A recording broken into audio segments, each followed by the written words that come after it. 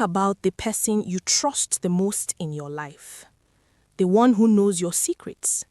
The one you call at 2 in the morning when something goes wrong.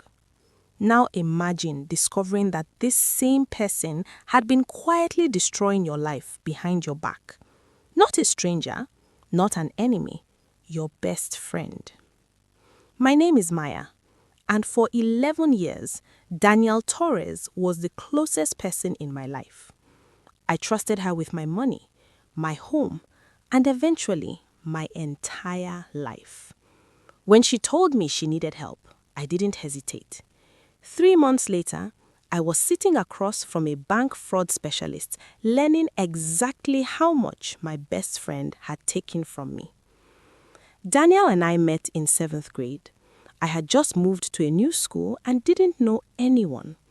I still remember standing in the cafeteria, holding my lunch tray, trying to decide where to sit. Danielle looked up, smiled, and waved me over. Just like that, we became friends. She had a loud laugh that filled the room and a personality that made everyone feel welcome. She was the type of person who remembered birthdays and defended people who were being bullied. Through middle school, high school, and even college, we stayed close. By our late 20s, we were both living in Columbus again. We had brunch together almost every Sunday. She was the kind of friend you believe will always be in your life. One night in early March, my phone rang. It was Danielle, but something about her voice was different. She sounded exhausted. "Maya, I need help," she said.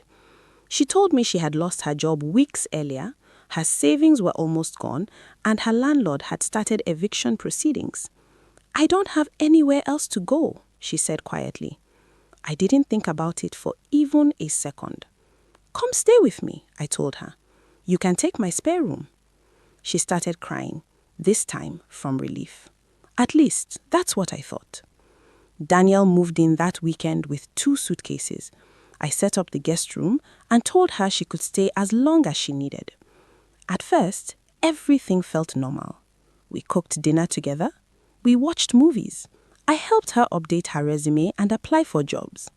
Whenever she had an interview, we practiced questions at the kitchen table. She seemed grateful, but slowly the help started getting bigger. One day, she asked if I could lend her money for a car payment. Another time, it was a phone bill. Then, groceries. Each request was small, a few $100s here and there. By the end of April, I had given her about $2,000. I didn't mind. She was my best friend. Helping her felt natural. I even let her borrow my laptop for job applications and give her space in my filing cabinet to store her documents. That cabinet also held my own paperwork, tax returns, bank statements, my social security card. I never thought twice about it. The first strange moment was small. One evening, I noticed my laptop wasn't where I had left it. When I knocked on Danielle's door, she opened it quickly and handed the laptop back with a nervous smile. I assumed she had just finished using it.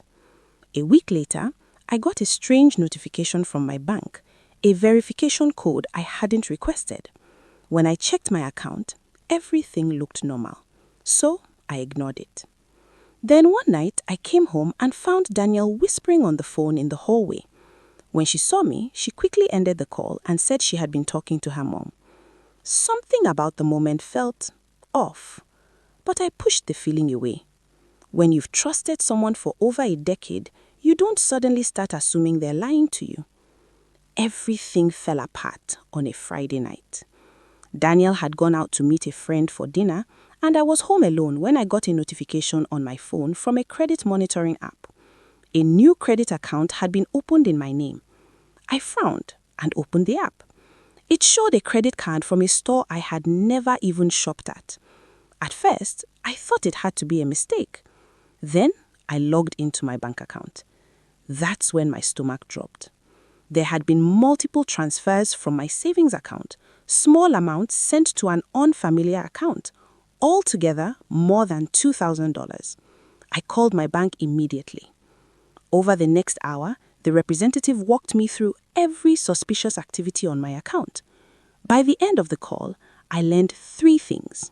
Someone had opened 2 credit cards in my name, they had taken thousands of dollars from my savings account, and the logins to my bank account had come from a device that wasn't mine. I walked into the guest room. The filing cabinet was slightly open, my documents were still there, but my social security card had a crease in it like it had been removed and put back. That was the moment I knew. I called Danielle immediately. No answer. I texted her, "Call me, it's urgent." A few minutes later, she replied, "In the middle of dinner, can I call you later?" I wrote back, "No, call me now." She never did. Danielle didn't come home that night. The next morning, I walked into the guest room and realized that all of her things were gone. Her suitcases, her clothes, everything. The only thing she left behind was the spare key to my apartment sitting on the kitchen counter. My best friend had disappeared, and she had taken thousands of dollars and my identity with her. The weeks after that were a blur of phone calls and paperwork. The bank helped me file fraud reports. Some of the stolen money was recovered, but not all of it. I had to dispute the credit cards that had been opened in my name and put fraud alerts on my credit. I even filed a police report. But cases like this are complicated. There was no break-in, no hacking. Danielle simply used access I willingly gave her. She also blocked me everywhere. My calls, my messages, social media. Some of our mutual friends believed me. Others didn't. The financial damage came to around $8,000. But the money wasn't the worst part. Losing someone I had trusted for 11 years was. For a long time, I asked myself, how did I not see it? But the truth is, trust doesn't work that way. When you've known someone for over a decade, you believe the history you've shared. What I learned isn't that helping people is a mistake. It's that trust should never mean removing every boundary you have. You can help someone without giving them access to everything. You can care about someone and still protect your own life. I'm still a generous person. I still believe in helping people when they're struggling. But now I understand something I didn't before. Being kind doesn't mean being careless. So, I want to ask you something. If someone you trusted for over 10 years betrayed you like this, would you forgive them? Not for their sake, for your own peace of mind. Let me know in the comments what you would do. And if you enjoy stories about real experiences, real betrayals, and the lessons they leave behind, make sure you subscribe, because sometimes the people closest to us are the ones we understand the least.